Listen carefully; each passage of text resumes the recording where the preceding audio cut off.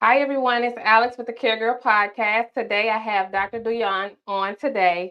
Thank you so much for coming. As you know, we talk all things that about health and wellness. And today, we're going to be talking about the brain. Let me give you a little bit of background. So, Dr.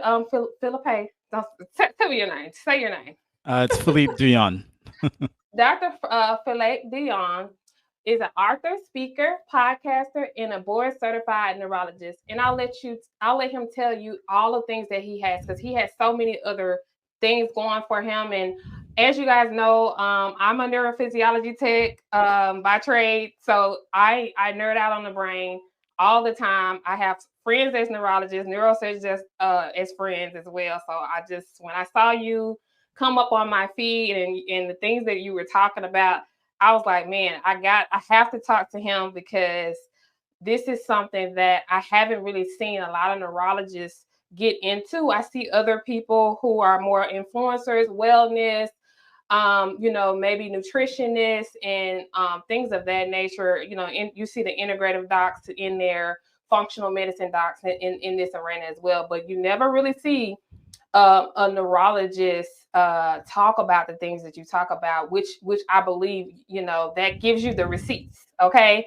Because you deal with the brain all the time. So I just want to thank you for coming in. I feel so blessed because I just feel like you're gonna be amazing and big. You already are, but it's gonna be even bigger. I kind of see where you're headed and your vision, and I definitely believe in what you're doing. Well, thank you, and thank you for having me on. You mentioned that you are a clinical neurophysiology tech. Well, my specialty is in clinical neurophysiology. Oh So, wow. Okay, yeah. okay. I'm coming to work for you. Yeah. Well, I was retired, and I have a home care agency. That's my main business. I do in-home care for elderly and medically fragile children. I hire nurses and caregivers, small plug y'all, to take care of people in the home. Been doing that over a decade. I actually retired from neurophysiology and I went back for, I have my special doctors that call me where I'll go do case by case and kind of help them when they're doing like research and things like that. But I am, now entrepreneur. So yeah, a little bit, that was a little bit about me. That's awesome. Well, look, Yeah. I think that everything that goes on in our lives, everything about who we are as individuals and as a community, as a society, has to do with our brains. Hmm. And we used to think that our brains were kind of static and didn't change unless we got, dementia as we got older or we had some kind of brain injury. But the reality is that our brains are constantly changing. They're constantly evolving. And what's really powerful about that for me is that if our brains are changing and evolving, that means that we're able to change and evolve as individuals, as a Mm, society, as a community, as a people. And, yes. even more powerful is that the things that we decide to do every single day, the choices that we make, the actions that we take influence how our brains are changing and evolving.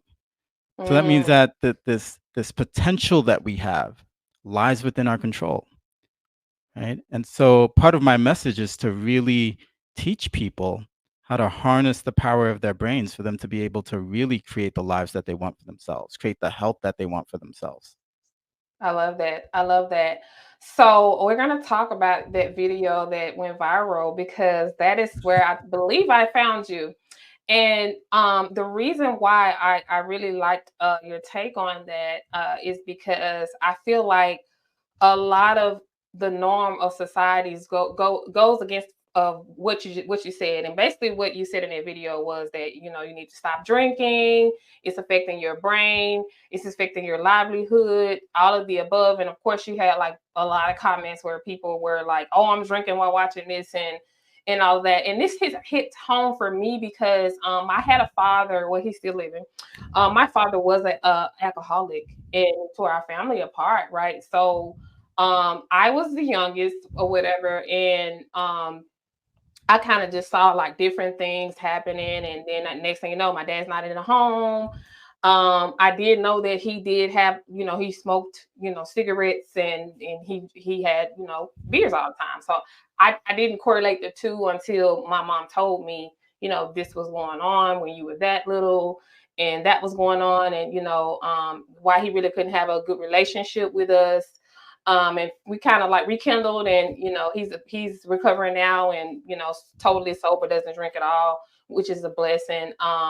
But of course, he had to go through those life trials to in order to get the wake up call. And sometimes, we all want to just grab a drink because we want to ease the pain of life and just trials and tribulations, and just who had a rough day. So I think initially we want to go into like that's something that is going to relieve us.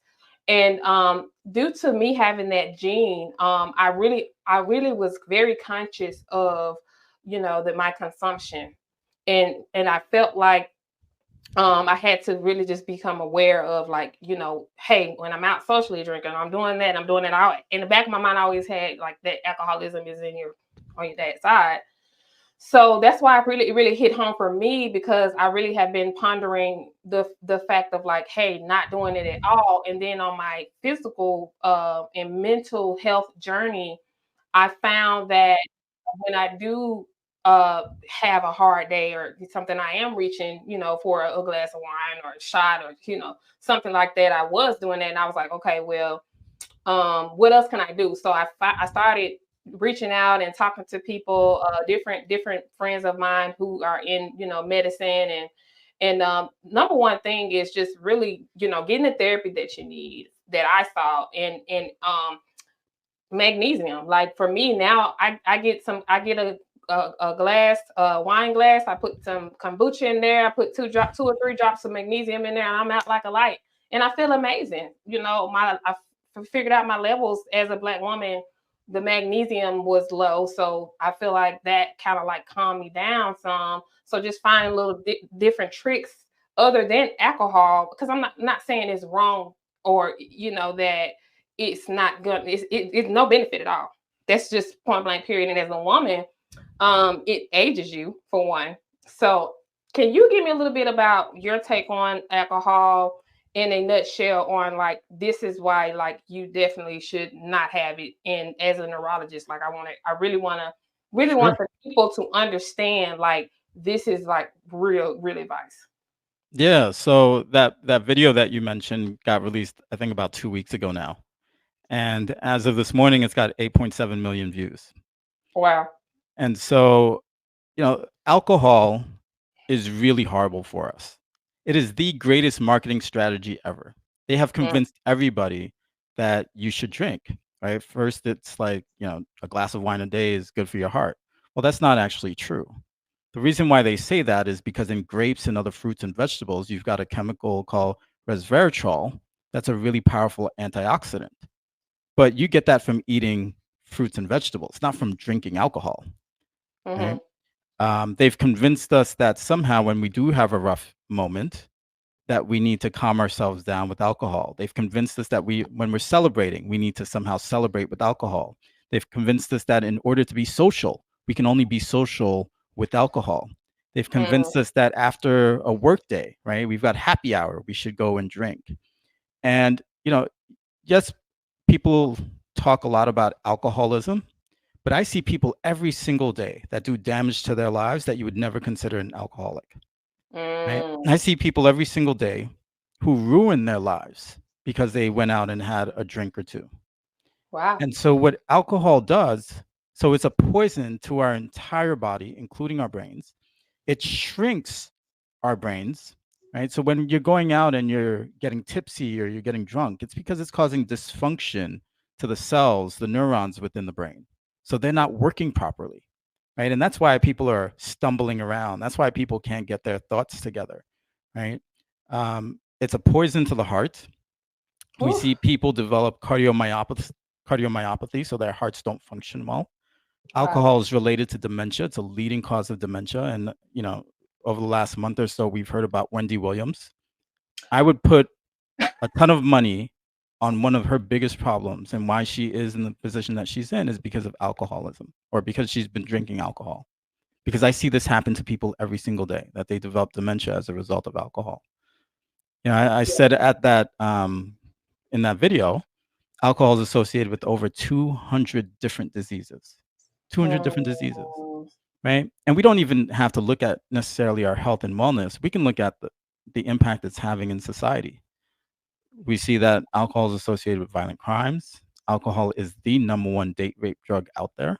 Oh my Alcohol is goodness. associated with accidental drownings, accidental house fires.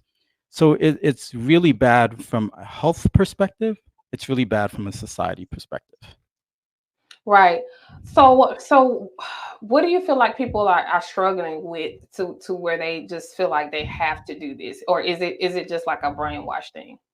Yeah, no, I think people have been brainwashed from the time that we were young. I tell people all the time that our thoughts are so incredibly powerful that from the moment we're born, people are fighting to control the way that we think, right? And maybe when we're first born, it's our parents and families. And as we get older, it becomes our schoolmates and teachers.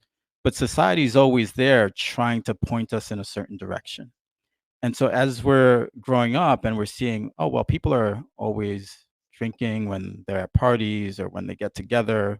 We might see alcohol in the home. We see commercials for alcohol, and everybody is like, oh, I guess this is what you do. You know, this Yeah. is this is good, right? And people feel like, oh, alcohol makes them more social. It's not Yeah. necessarily alcohol makes you more social. It's that it's causing so much dysfunction in your brain. It makes you more impulsive. Hmm. You don't think through things the same way, right? So I think we've been brainwashed, and we're constantly being brainwashed about alcohol. Hmm. Yeah, and like I said, that experience as the younger me, I really like understood the effects it could have on your family. But I see people that come in because I go to a lot of networking events, medical events. I see people that have been went sober and they're like, wow, when I come to an event, like I have like water or I get ginger ale or something, and people ask me like, why aren't you drinking? And it just sometimes they just don't want to come around because it's like people just start acting crazy, and I can't believe I was a part of that. And I just think that is I think that it's really wild, like you said, that whole people need to be awakened about it. So thank you for being bold enough. And then, like I said, you have the receipts and the degrees, and you have done the research, and you've actually seen these cases come in. It's really notoriety. I can't say the word, but it's really good that you have the receipts. Okay, so how is the brain different from someone who drinks excessively to someone who doesn't? Like, what does that correlate? Yeah, so somebody, let's say you just go out and have a drink tonight. So what'll happen is that your brain will shrink, your brain will dehydrate. Um, the alcohol will also impact how your neurons, your nerve cells communicate with each other. So it disrupts their ability to communicate well. It also causes the release of GABA, which is why people tend to feel relaxed. That's a neurotransmitter that kind of slows things down, right? Hmm. So if you just go out and you have a drink tonight, you might get tipsy, you might get drunk. Even if you don't, it's causing these changes in your brain. But assuming you don't drink tomorrow, your brain will start to heal itself, right? Assuming you don't drink any alcohol, assuming that you're drinking water, assuming you're getting some rest and doing things that are healthy for your brain. But every time you keep drinking, it's causing dysfunction. Mm, And so you might be a social drinker, whatever that means, because that means something different for everybody, right? yeah, You might be a social drinker, but if every time you're doing this, you're causing dysfunction, at some point your brain hits its tipping point. yeah. At some point, your brain, you start having memory issues.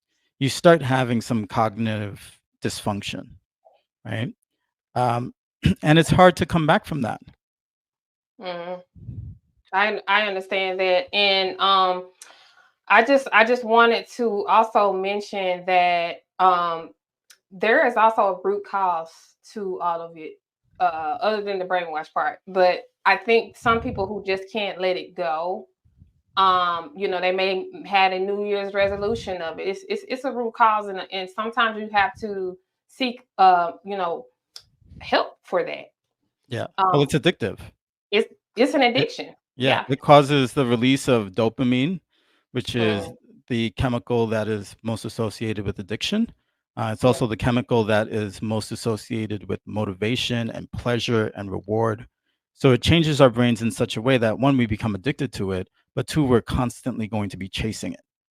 Right? So, do you think that America is addicted to pleasure? Oh, yeah. I think America is addicted to whatever feels good in the moment. That's how we've been. Mm, That's how we've been sort of brainwashed, right? And that's this how we've this been, yeah, brainwashed to think about how our lives should go.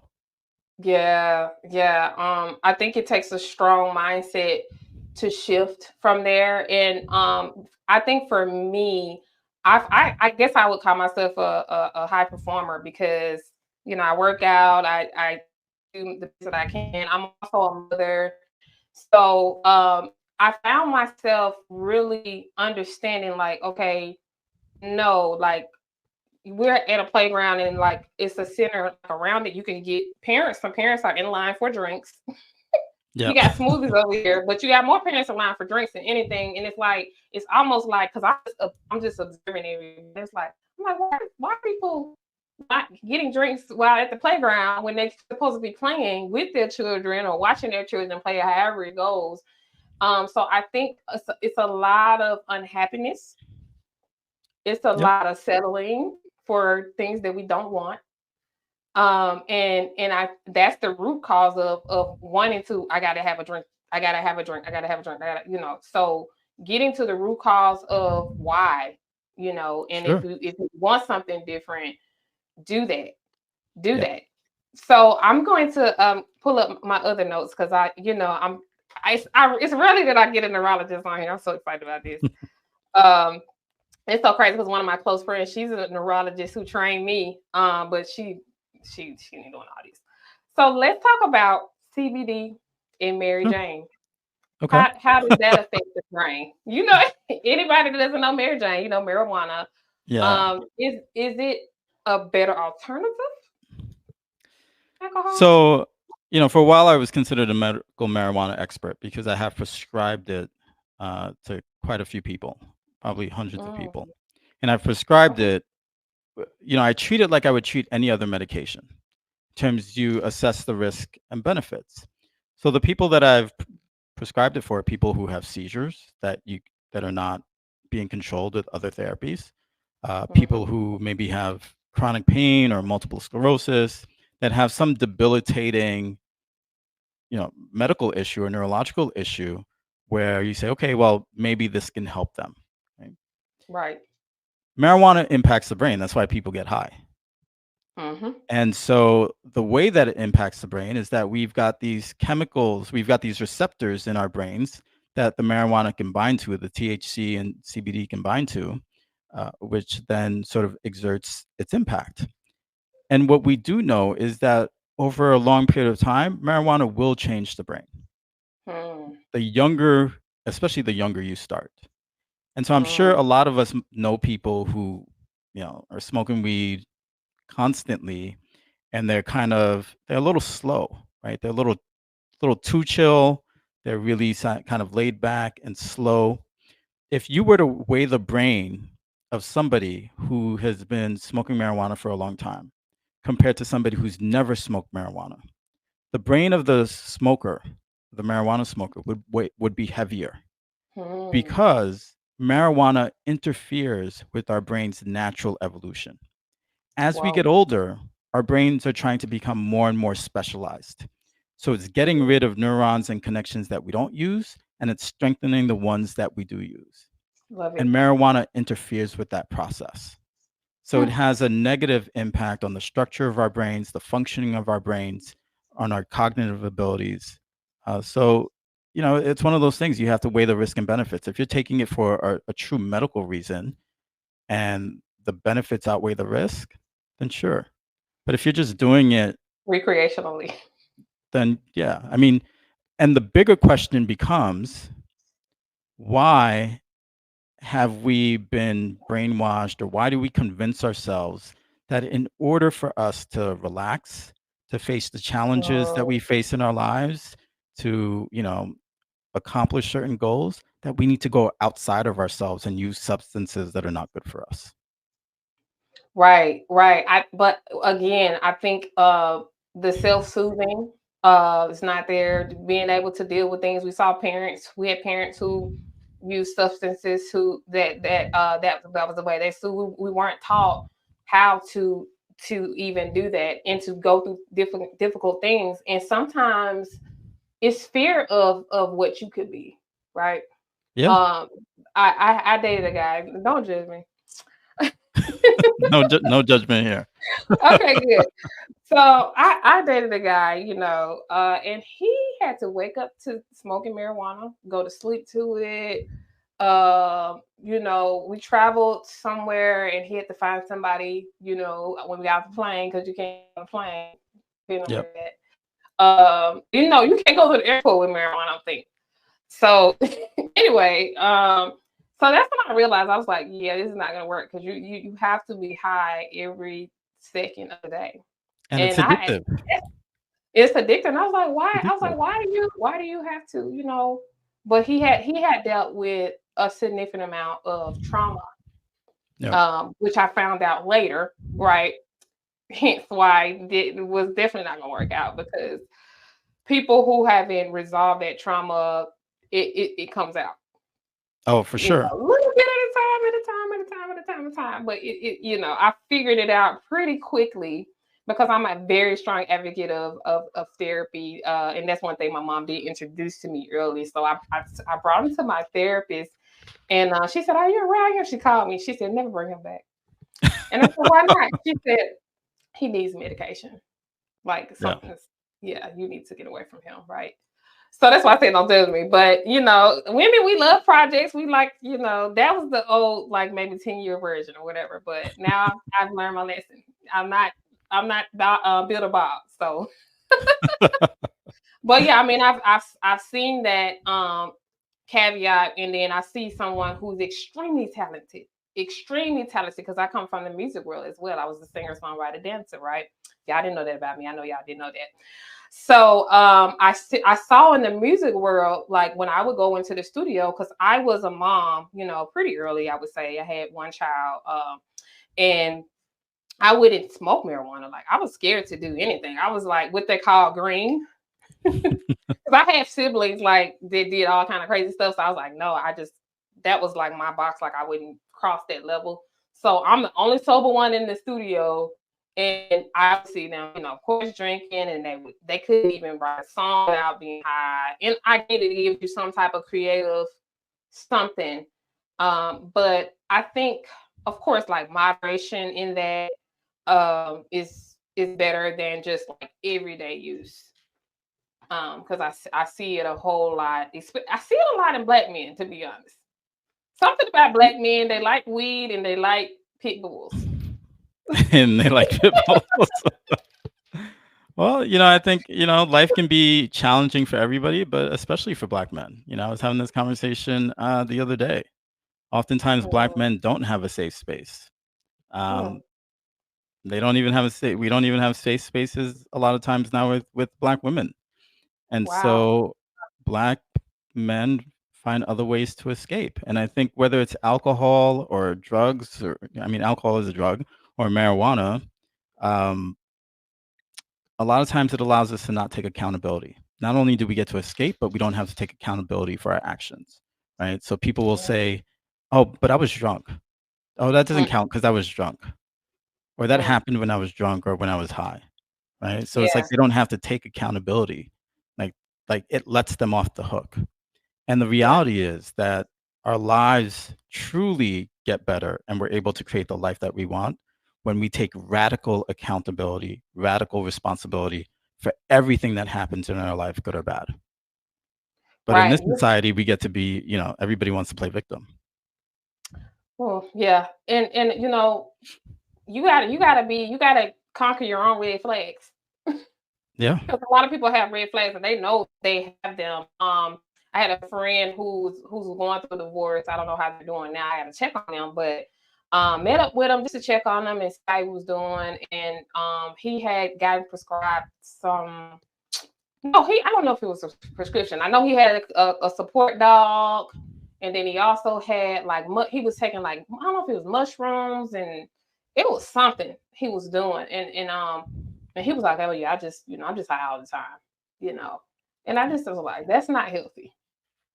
Yeah, That's that's not. not a that's and it wasn't weed, it was something else. But he was like, oh, he stayed in Arizona. I guess this is Arizona where you can have like the gummies and all that. It's like, So I is think that about 24 states have legalized marijuana, including the Arizona? District of Columbia, including DC.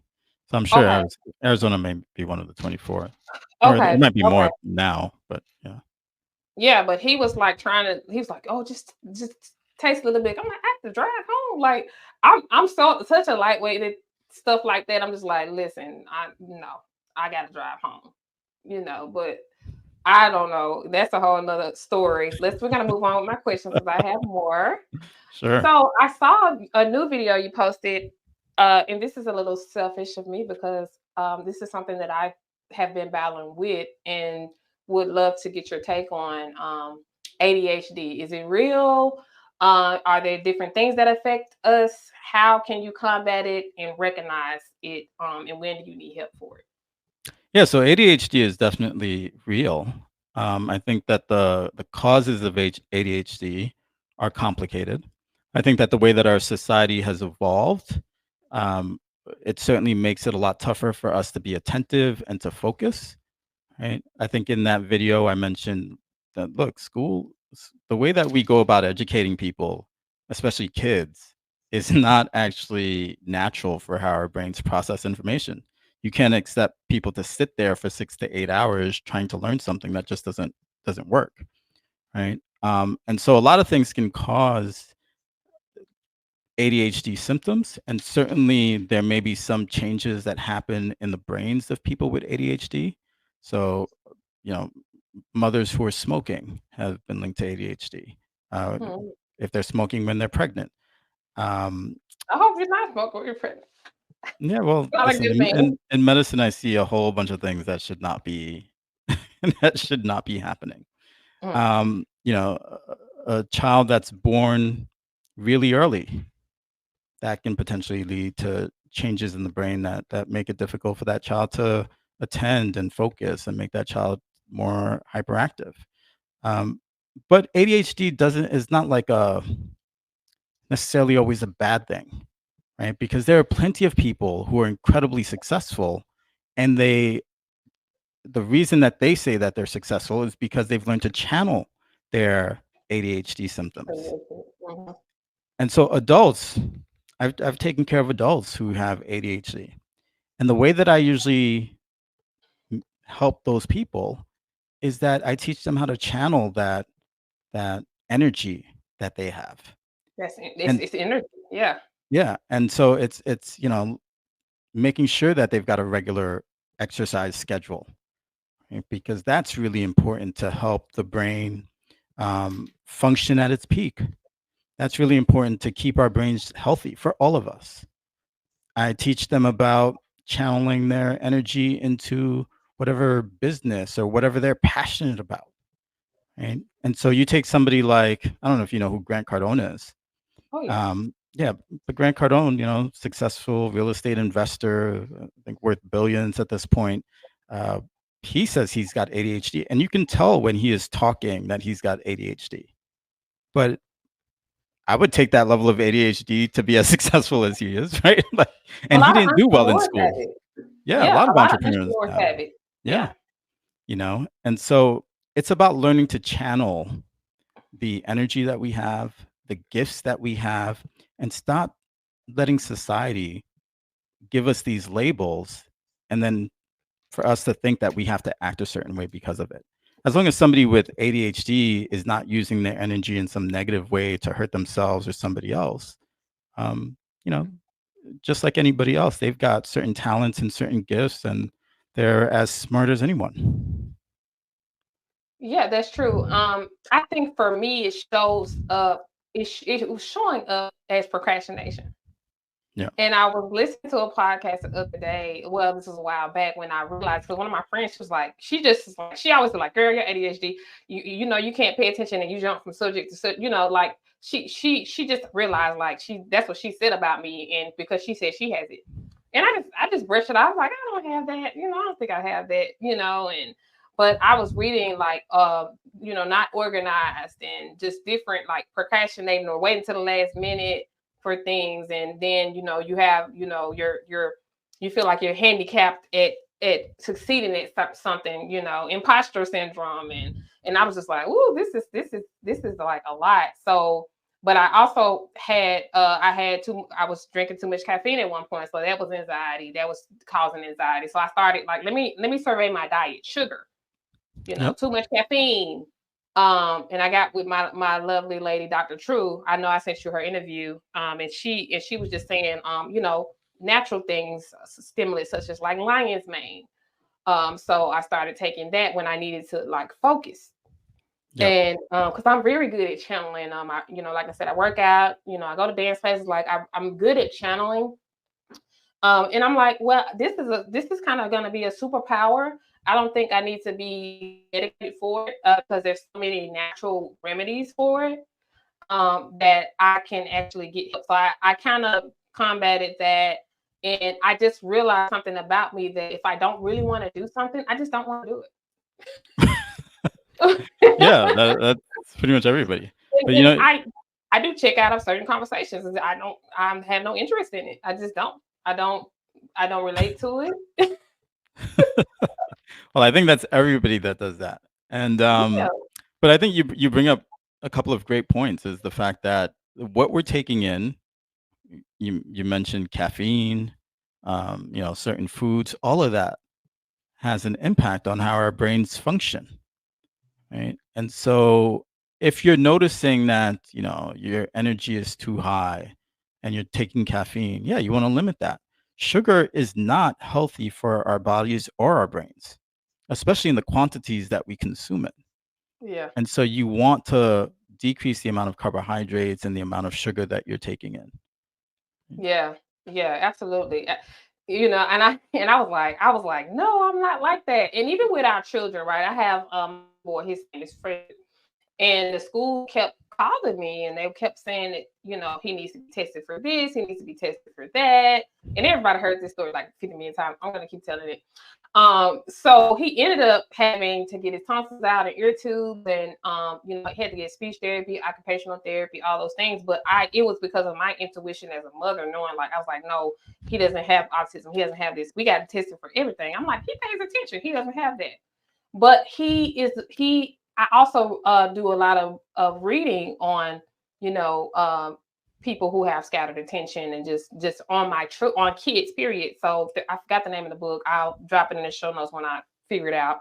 It's at home on my bookshelf, but it talks about the left brain and the right brain in the child. And I was like, oh, wow, one of my kids is left brain and one of my kids is right brain. And then it teaches you the parenting style to kind of like develop that child and how you should communicate with them.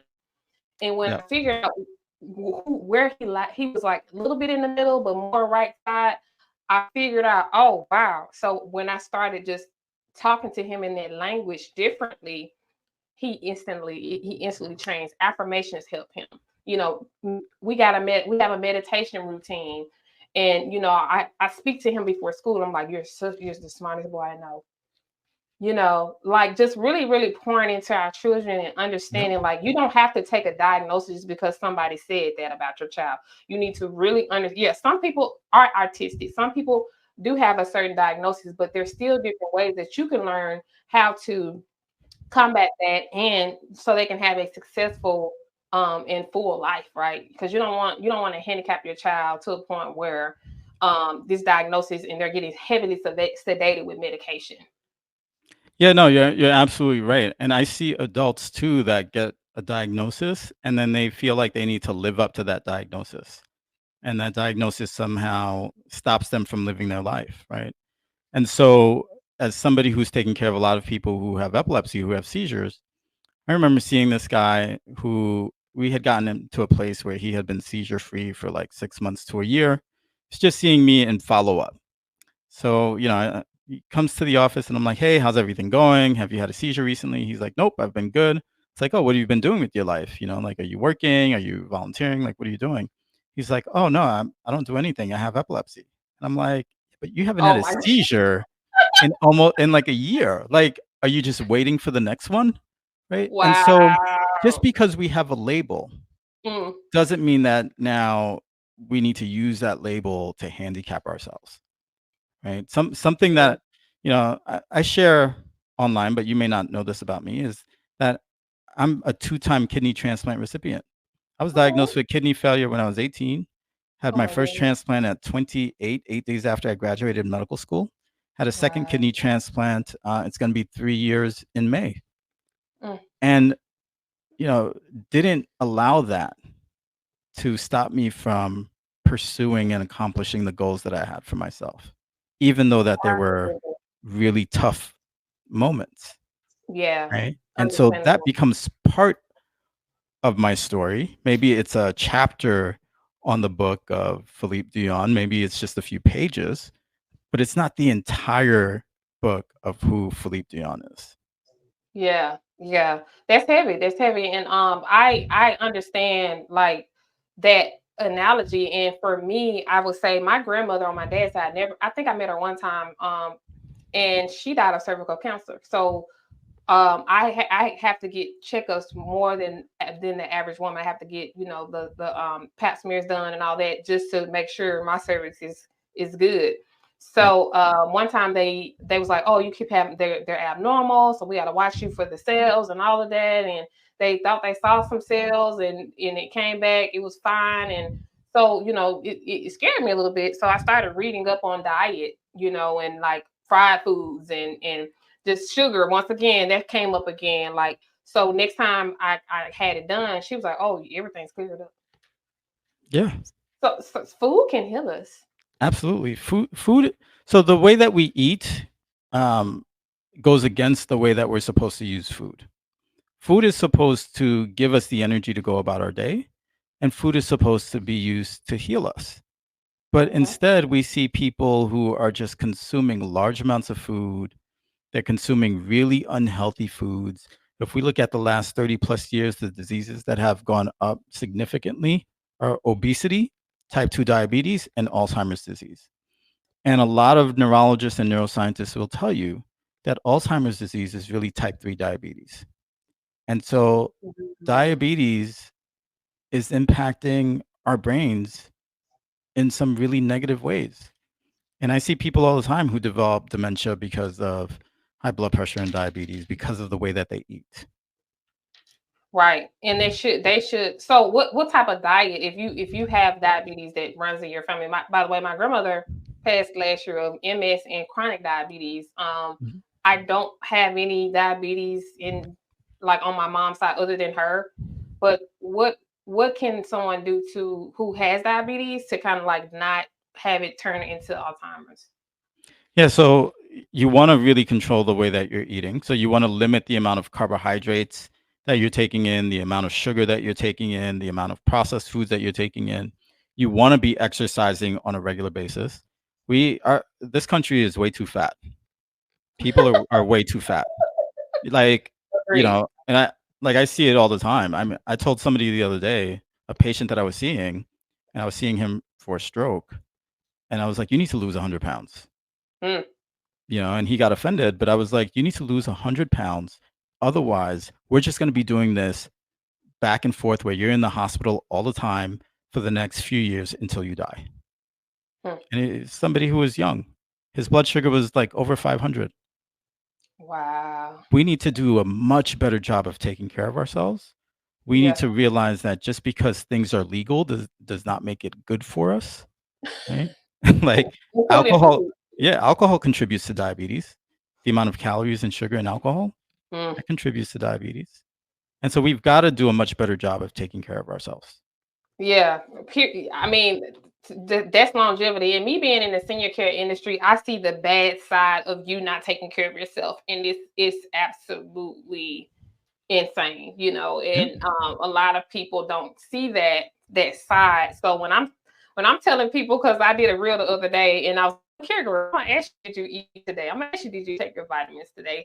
Because a lot of times, there's a lot of deficiencies when it comes to vitamins. And I was telling one of my families, mom has dementia, And the way she was acting, I already knew it off bat. She had a UTI. I already knew it Yep. because she just started acting really crazy. And even though dementia, you can't tell, but I knew because of how many people I've dealt with who had the same, who was doing the same things, and she had a UTI. But I also said, did she eat any vegetables? Did she have any vitamins? I don't know. Okay, well, that's your job to find out.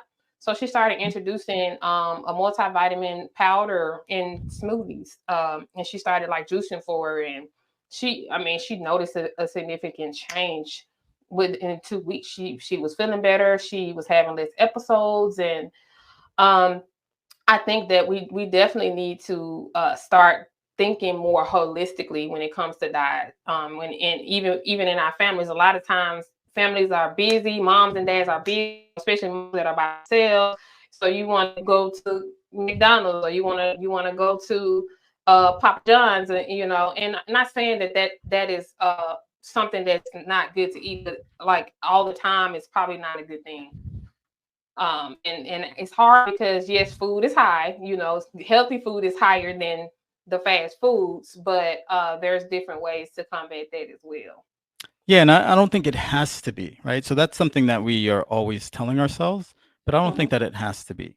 I think because the reality is that we should not, none of us should be eating until we're 100% full.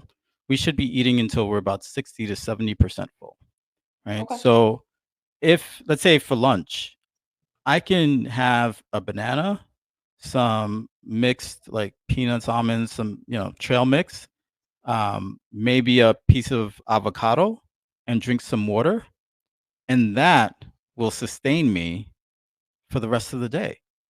And it'll be a lot healthier because I'm not going to get a huge spike in blood sugar, a spike in insulin, and then this rapid drop. My level of energy, my level of sugar is just going to go like this, right? So it's a much healthier way to eat. And so we have to change the way that we think about how we're eating as well. And we should be drinking at least 2 liters of water per day, depending on our body weight. Absolutely, absolutely. See, look, this is so educational.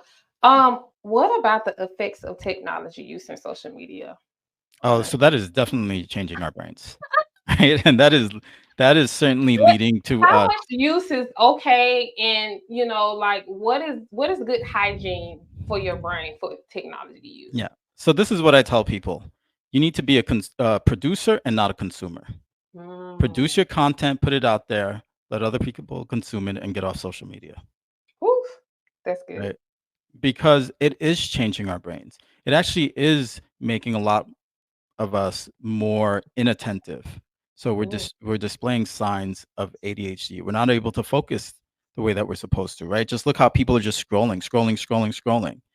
And over time, you have to get a lot more creative in your content to even grab somebody's attention, right? That's because of the way that it's changing our brains. When we're getting likes and comments, especially positive comments, that is causing the release of things like dopamine in our brain, and it's motivating us. We want that it's giving us pleasure, and we want that. And so we're constantly going to be chasing that. And so we've got to limit and change the way that we use social media as well. And it's making us antisocial.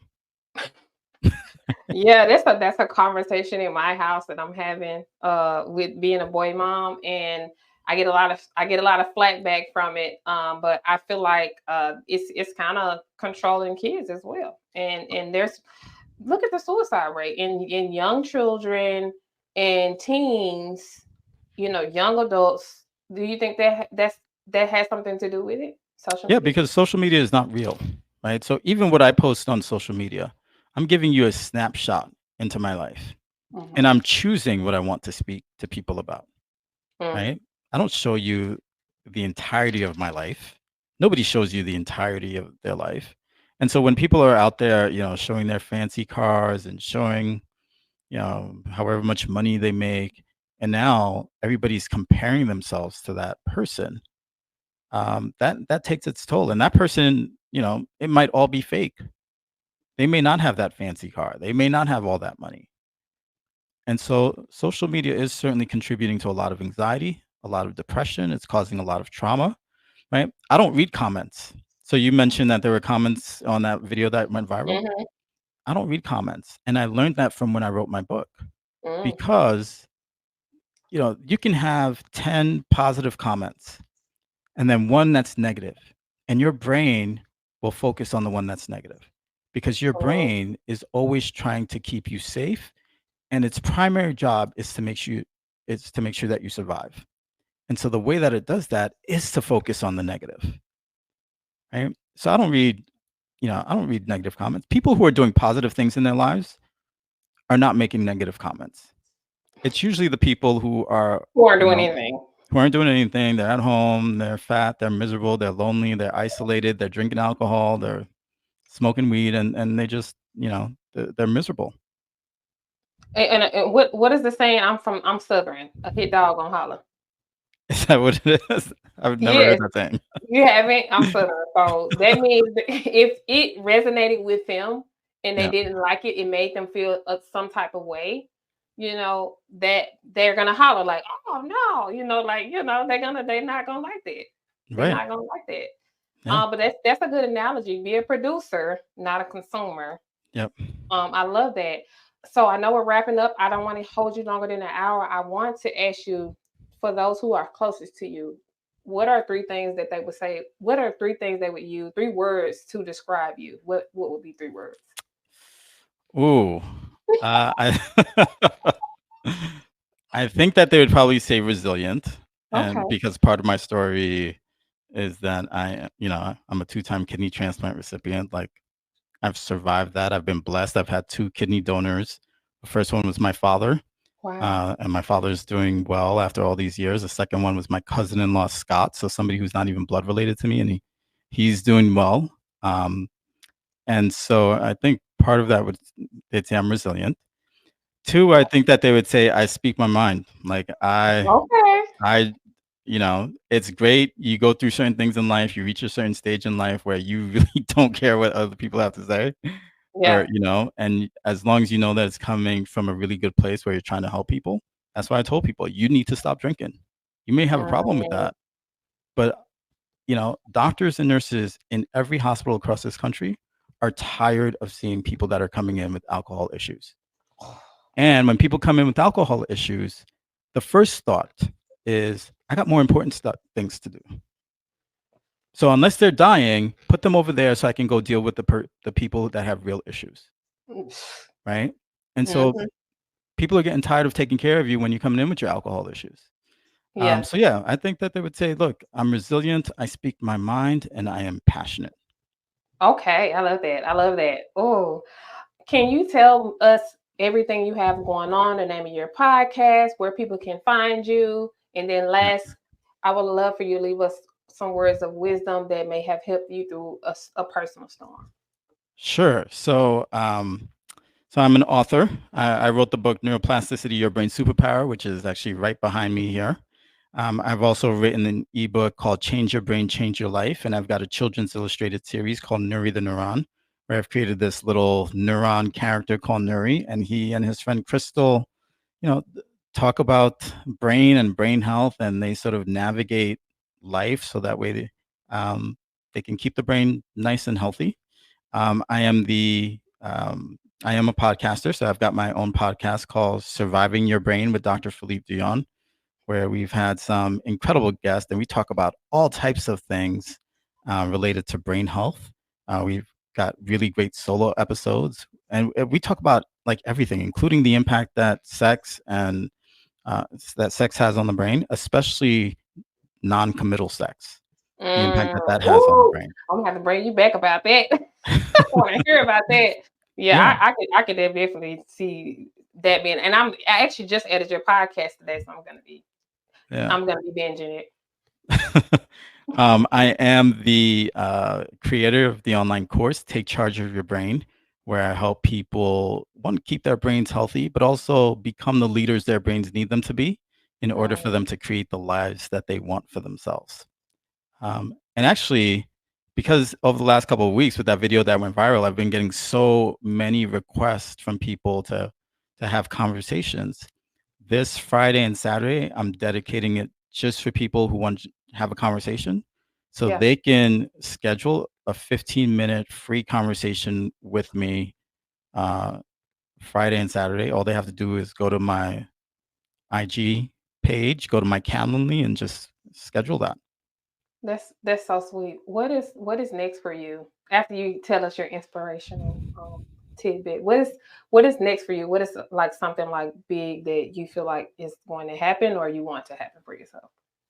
Sure. So I just co-founded a company called SeriSync, where we're using artificial intelligence and quantum machine learning to diagnose dementia early on and treat people with dementia, so that way they can live every year of their life with all their cognitive faculties, being able to, love on their families, being loved by their families, and enjoying everything that this beautiful planet has to offer. So SeriSync is the next Anything. big thing, right? I love that. I Yeah. love that. Oh, I can't wait to definitely keep me abreast of how that's going because I have plenty of dementia patients that can be tested for. So is this like some people who already have it or like the beginning stages? Both, right? So both to if you're starting to get symptoms, we'll see what the reason is that you're starting to get symptoms. A lot of causes of dementia are actually reversible. Sometimes it could be Mm, depression, sometimes it could be a thyroid issue, a vitamin issue. So it's uncovering that early on so that way we can come up with a plan that really helps that person. And then even if they do already have dementia, using artificial intelligence and quantum machine learning so that way on a daily basis we're making changes, right? So if I know that, like, if your oxygen saturation is at 97, 98%, that is where you tend to do best in terms of your thinking and memory. But mm-hmm. today your oxygen saturation for whatever reason is around 93%. Well, maybe, we just send you a message and say, hey, let's do some deep breathing exercises right now, get that oxygen saturation up, I right? love that. I love that. So Look we at can that. make All technology and infusion. This is like one of my favorite podcasts. Leave us with a few words of inspiration. Yeah, I think that the big thing is that because our brains are capable of changing, that means that we're capable of changing Mhm. and we can create whatever life that we want for ourselves. Come Don't on. let anybody hold you back. Don't let society tell you that you are not meant to be the person that you know that you're called to be. You have everything that you need within you to create the life that you want.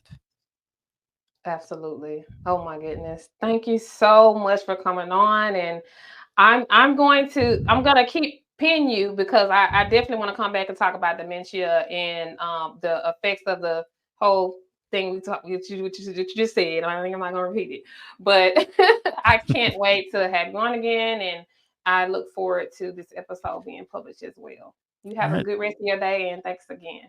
Sounds good. Thank you so much. All right, bye bye.